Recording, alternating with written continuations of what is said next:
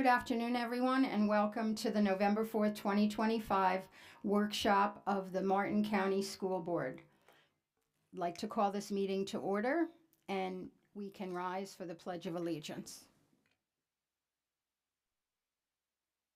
Pledge allegiance to the flag of the United States of America, the republic for which it stands, one nation.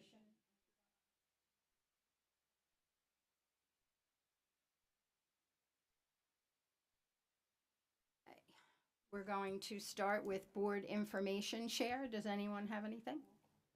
Oh, roll call. Thank you, Ms. Falls.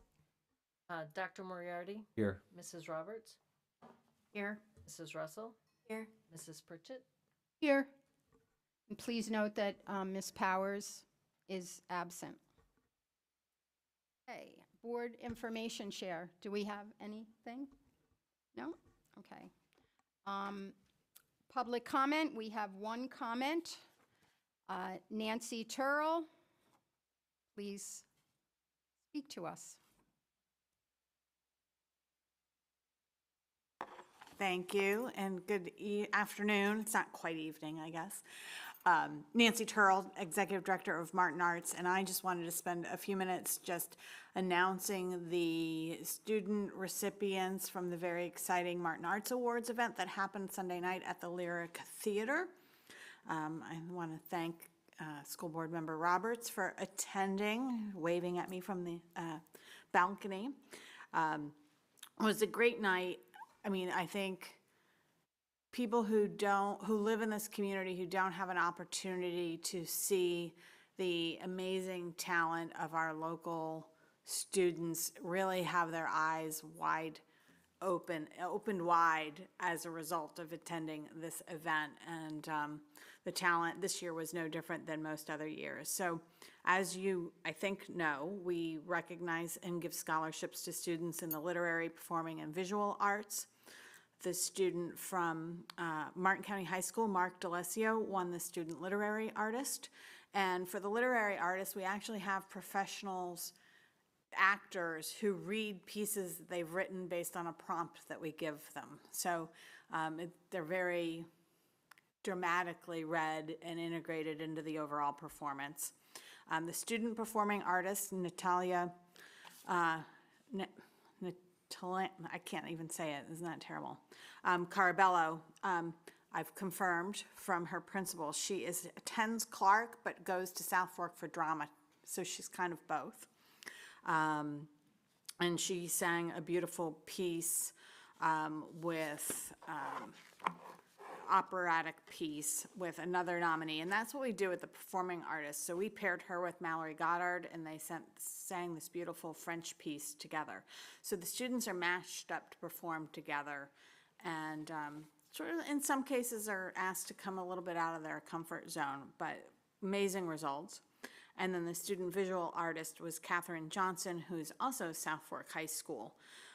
In addition to these student awards, well, I'll mention the scholarships. All three received some scholarship funds from us. We just had a very large donation last week from the Rappaport Foundation that has taken our scholarship fund up closer to the $100,000 that we're trying to get to as a corpus of those scholarship funds. And so that was great. Knight Kiplinger helped us get that going. And Tammy Conrad, who recently retired from South Fork, was recognized as Excellence in Arts Education. So it was a beautiful night, lots of impactful speeches, and really focus on how vitally important arts education is to students at every grade level and with every means and ability. So we were happy to be able to shine a light on that. Thank you. Thank you. Okay. So we have on the agenda, but it's being moved to December workshop, the Arts Foundation. Yes. And then, I don't know if anyone got a chance, this isn't a vote or anything, did anyone get a chance to look at the resolution to celebrate America's 250-year semi-quincentennial that I would like to propose that we put in a proclamation?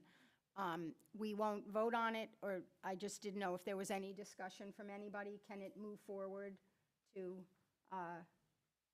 to the agenda for November or December, whichever one is roomy.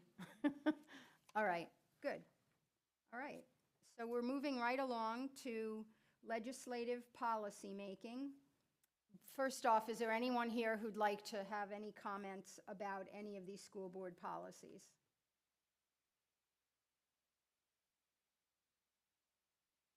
Is that a no? Okay, so can I have a motion for 6.01, legislative policy making? This is a workshop. It's so, they're just for, We're just getting, okay. discussion I always, for you know, no. it's been a year, and I should have it down by now. But I should mention that 6.02, 6.09, and 6.10 were pulled for more work on them. Okay, so these can go to the next step, correct? Okay, I got it. All right. All right, now we are moving right along to open to the board. Is there anyone who has anything open to the board?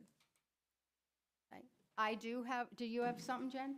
Okay, I do have one thing that I would like to bring to everyone's attention, and it's of a pretty grave concern to me. It's the Schools of Hope, the Mater Academy, and they're starting to send letters to all of the districts, letting them know that they want to come in and utilize unused space in our districts at our expense.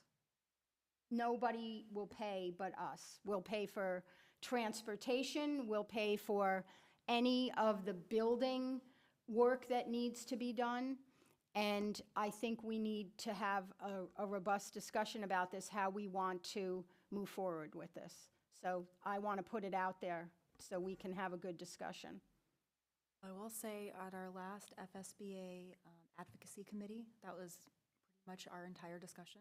And they are going to be gathering more facts, and they're supposed to be sending it to us, so that's something that we can disperse. Okay. Once I get that, I will send that to Jen and have her send that to everyone. All right, go ahead.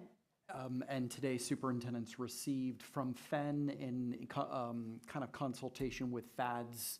Brian Moore sent out a pretty lengthy document, frequently asked questions, that we received a couple of days ago, but today we received a checklist to go along with the frequently asked questions that would really allow, if we were to receive an application, to sit as a team, go through the checklist and make sure that everything on that checklist was in compliance prior to even moving forward with anything by way of an application. So there is information rolling out.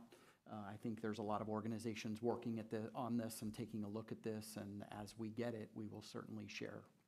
Okay. In talking to other district board members, they're getting the letters fast and furious. Orange County got 26 letters. And it's just alarming. So I think we need to be on top of it, because as we're trying to be financially fiscal and trying to utilize our buildings to the max, this would really put a real stain on that if we would have to start worrying about giving our buildings to somebody else. So I appreciate that information, and I'd like to know if we could have a discussion at either the next workshop or the board meeting. I don't know what the agenda, probably a workshop in December? Okay, all right. Yes, did you have a question? Sure. So have we received any letter requests yet? No. And you're going to forward us the information from Fenn and FADS? Thank you. All right, well, guess what, guys? Shortest meeting on record. This meeting is adjourned.